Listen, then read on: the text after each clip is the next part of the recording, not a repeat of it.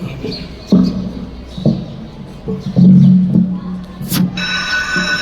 علیکم ورحمۃ اللہ وبرکاتہ۔ الحمد للہ رب العالمین والصلاة والسلام علی سید المرسلین وعلی آلہ وصحبہ اجمعین ومن تبعهم بإحسان إلى يوم الدین، اما بعد وقد قال النبی صلی اللہ علیہ وسلم لعن اللہ من ذبح لغیر اللہ الى آخر الحدیث۔ اللہ رب العالمین کا شکر امتنان، اللہ رب العالمین کا فضل و کرم کہ ایک مدت کے بعد اللہ رب العالمین نے ہمیں دوبارہ موقع عنایت کیا ہے کہ ہم اللہ رب العالمین کی شریعت کو مختصر سے وقت میں سمجھنے کی کوشش کریں، اور بے شمار درود و سلام ہو اللہ کے نبی جناب محمد رسول اللہ صلی اللہ علیہ وسلم کے اوپر کہ اللہ رب العالمین کو راضی کرنے کے جو بھی ذریعے ہیں آپ نے اس کی بخوبی وضاحت فرما دی،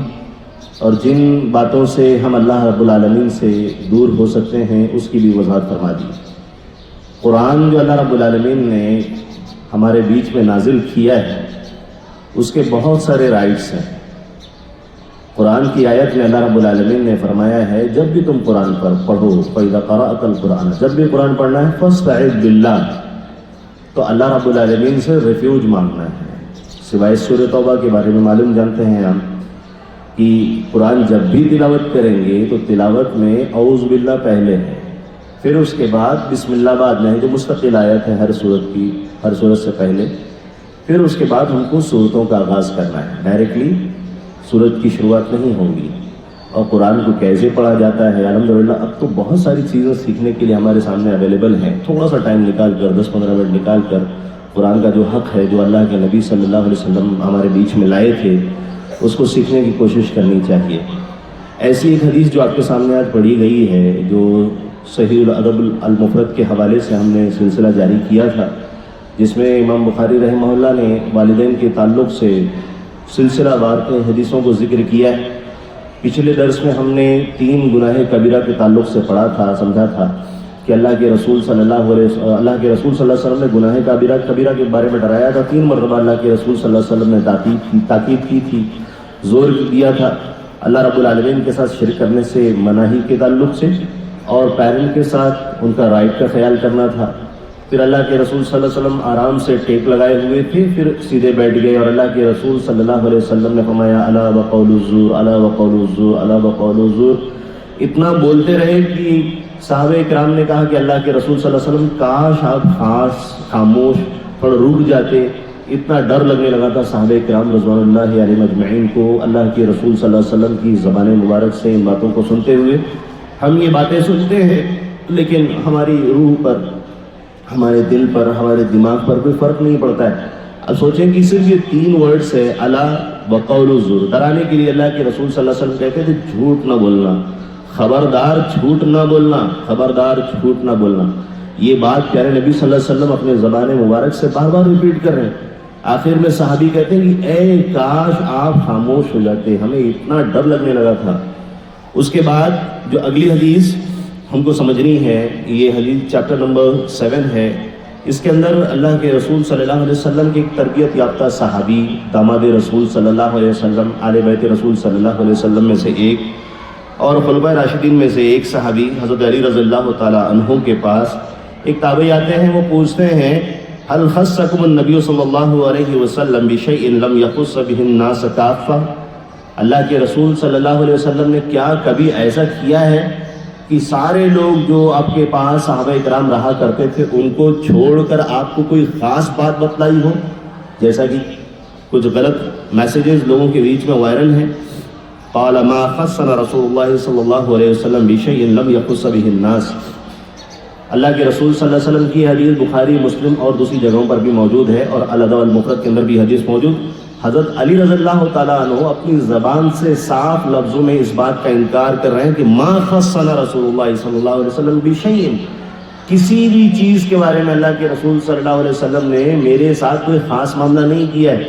ورنہ اللہ کے رسول صلی اللہ علیہ وسلم کے پر نعوذ باللہ اعتراض ہو سکتا ہے کہ آپ نے علم چھپایا اور مخصوص ایک شخص کو بتایا امت کے درمیان سے۔ الا فی قراب سیفی،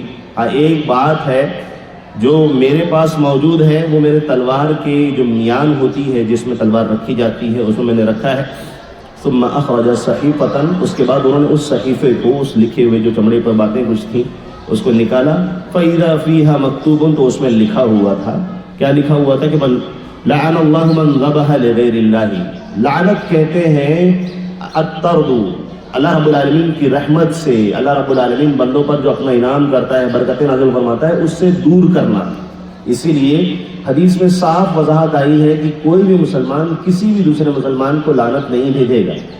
بہت ہی خطرناک ورڈ ہے یہ، ہم آسانی سے اپنی زبان سے کسی کے بارے میں بھی کہتے تیرے اوپر لعنت ہو، لعنتی ہے تو، ملعون ہے، اس طرح کے جتنے بھی الفاظ ہیں، یا منحوس ہے یا نحوست ہے، اس طرح کے الفاظ کسی بھی مسلمان کے لیے جائز نہیں ہیں۔ اور خاص طور پر ہماری مائیں اور بہنوں کی طرف سے اس طرح کی چیزیں اکثر ہوا کرتی ہیں، اور آج کل نوجوانوں کی طرف سے، مردوں کی طرف سے بھی بے ساختہ، بے ارادے، غیر ارادی طور پر زبان سے یہ چیز نکل جاتی ہے۔ ایک مرتبہ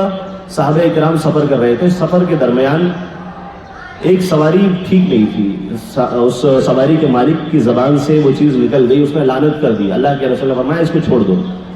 اب اس کو سوار نہ ہونا، اس کے اوپر اللہ کی لعنت نازل ہو رہی ہے۔ تو اب زبان سے لعنت کا لفظ نکلے تو اس کا خیال رکھنا ہے۔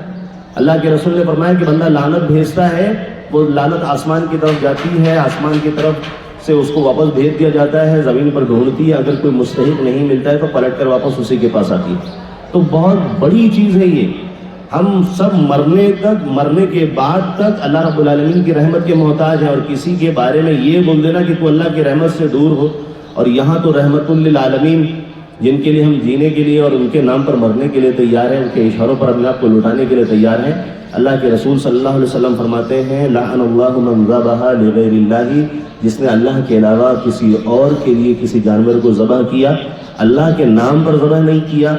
اللہ کی نیت سے ذبح نہیں کیا، کسی اور کا نام لیا، کسی اور کی نیت سے جانور کو ذبح کیا۔ پیارے رسول صلی اللہ علیہ وسلم کی فرمان جو حضرت علی رضی اللہ تعالیٰ عنہ کو دی گئی کہ اللہ رب العالمین کی لعنت ہو اس کے اوپر، اب سوچو کتنی بڑی بات ہے۔ دوسری، لعن اللہ من سرق منار الارض، دو زمین کے درمیان جو نشان لگایا جاتا ہے، کھیت وغیرہ میں موسٹلی یہ ہوتا ہے، اللہ کے رسول صلی اللہ علیہ وسلم نے فرمایا کہ ایسے آدمی کے اوپر بھی اللہ کی لعنت ہو جو زمین میں جو دو نشان لگا ہوا ہے، دونوں کے حقوق اور رائٹس بٹے ہوئے ہیں، لیکن اس کے باوجود وہ چوری کرتا ہے ان نشانوں کے اندر، اس کو سرکاتا ہے تاکہ اس کی طرف دوسرے کا حق زیادہ آ جائے۔ تیسری، اللہ کے رسول صلی اللہ علیہ وسلم نے فرمایا کہ لعن اللہ من لعن والدیہ، اللہ رب العالمین کی لعنت ہو اس مسلمان بچے، بچی، مرد، عورت، پڑھے لکھے سب کے اوپر، من لعن والدیہ، جو اپنے ماں باپ کے اوپر لعنت بھیجتا ہو۔ اس حدیث کی وضاحت میں اسلامک اسکالر نے لکھا ہے یا تو لعنت بھیجتا ہو یا ریزن بنتا ہو، سبب بنتا ہو کہ لوگ اس کے ماں باپ کو برا بھلا کہیں یا لعنت دیں۔ دیکھیے کتنی بڑی بات ہے، ہم کیا کام کر رہے ہیں۔ ایک تو آدمی زبان سے کوئی بات بول جاتا ہے جو والدین کی شہرت کا، ان کی عزت کا سبب بنتا ہے، آپ کو پڑھانے والوں کا، آپ سے جڑے ہوئے لوگوں کی عزت کا سبب بنتا ہے، یا پھر کس نے پیدا کر دیا، کون ہے ان کے ماں باپ، کیا تربیت نہیں دیتی، یہ ساری چیزیں سلسلہ جاتا ہے، اس کے والدین کے اوپر الزام لگتا ہے۔ تو اللہ کے رسول صلی اللہ علیہ وسلم فرمایا کہ لعن اللہ من لعن والدیہ، جو اپنے والدین پر لعنت بھیجے یا لعنت بننے کا سبب بنے تو اس کے اوپر بھی اللہ کی طرف سے لعنت ہو۔ چوتھی چیز، لعن اللہ من آوى محدثا، اس لفظ کے بارے میں حدیث کی شرح کرنے والوں نے اعراب دو طریقے سے لگایا، یا تو محدثا یا محدثا۔ اللہ رب العالمین کی لعنت ہو ایسے شخص پر جو محدث کو جگہ دے، پناہ دے، یا محدث کو جگہ دے، پناہ دے۔ اللہ کے رسول صلی اللہ علیہ وسلم کی لعنت، محدث اس کو کہتے ہیں جو اللہ رب العالمین کی شریعت کے اندر منمانی چیزوں کو داخل کرتا ہے اور پہلے اس کا کوئی ثبوت نہیں تھا، جسے اسلامک اسکالرز بدعت کے نام سے کہتے ہیں۔ بدعت کا مطلب یہ ہوتا ہے کہ وہ کام لٹریچر کے حساب سے، ڈکشنری کے حساب سے، ہر وہ چیز جو اللہ کے رسول کے زمانے میں نہیں تھی وہ بدعت، مائک ہے، یہ موبائل سے، ساری چیزیں، لیکن یہ اس کے اوپر بدعت کا اطلاق نہیں ہوگا۔ سارے وہ کام جو اللہ رب العالمین کو راضی کرنے کے لیے کیے جاتے ہوں، عبادت سمجھ سے کیے جاتے ہوں، اللہ کے رسول صلی اللہ علیہ وسلم کی شریعت میں اسے بدعت کہا جاتا ہے۔ بہت سارے لوگ اس سلسلے میں غلط فہمی ہے، چٹائی بدعت تھی، یہ چیز نہیں تھی، وہ چیز نہیں تھی، بائک نہیں تھا، یہ ساری چیزیں نہیں گرانے کی ہیں۔ اللہ رب العالمین نے قرآن کے آیت میں فرمایا کہ متاعا لکم ولانعامکم، یہ پوری دنیا کو اللہ رب العالمین نے ہمارے اور آپ کے فائدے کے لیے بنایا ہے، یہ اس میں شامل ہے، اس کا حکم الگ ہے، اس کی دلیل الگ ہے۔ یہاں بدعت کی جو بات ہو رہی ہے اللہ رب العالمین کی شریعت میں ہو رہی ہے، اور یہ مستقل ایک ٹاپک ہے۔ اللہ کے رسول صلی اللہ علیہ وسلم نے یہ لفظ فرمایا ہے، اس میں اسلامک اسکالر نے کہا ہے جو زمین پر کرپشن پھیلاتا ہے، فساد پھیلاتا ہے، دہشت گرد ہے. اگر ایسے لوگ ہیں، اگر کوئی ان کو پناہ دیتا ہے تو اللہ کے رسول صلی اللہ علیہ وسلم فرماتے ہیں کہ اس کے اوپر بھی اللہ رب العالمین کی لعنت ہے. یا پھر محدث اگر اس کی دال کے اوپر زبر کے ساتھ پڑھتے ہیں کہ ایسا کام جو غلط ہے، شریعت کی نظر میں مناسب نہیں ہے، بدعت والا ہے، گناہ کبیرہ والا ہے، بڑا کام ہے، اللہ رب العالمین کے لیمٹ سے کراس کرنے والا ہے، اگر کوئی اس کام کے اوپر سیٹسفائیڈ ہے اور ایسے شخص کو بھی اپنے پاس پناہ دیتا ہے یا اس رائے کے سپورٹ میں ہے. پناہ دینا یہاں صرف یہ نہیں کہ اپنے گھر میں جگہ دے رہا، اپنی دکان میں جگہ دے رہا. اسلامک اسکالر نے کہا ہے کہ وہ اس کی رائے کے سپورٹ میں ہے، اس رائے کو بھی سپورٹ دے رہا ہے تو وہ بھی اس کے اندر شامل ہے. اللہ رب العالمین سے دعا ہے کہ وہ ہمیں اس طرح کے جتنے بھی لعنتی کام ہیں اللہ رب العالمین کی ناراضگی کا سبب بن سکتے ہیں، اس سے ہماری حفاظت فرمائے اور ہم کو اپنی شریعت پر عمل پیرا ہونے کی توفیق عنایت فرمائے. آمین. وآخر دعوانا الحمدللہ رب العالمین. السلام علیکم ورحمۃ اللہ وبرکاتہ.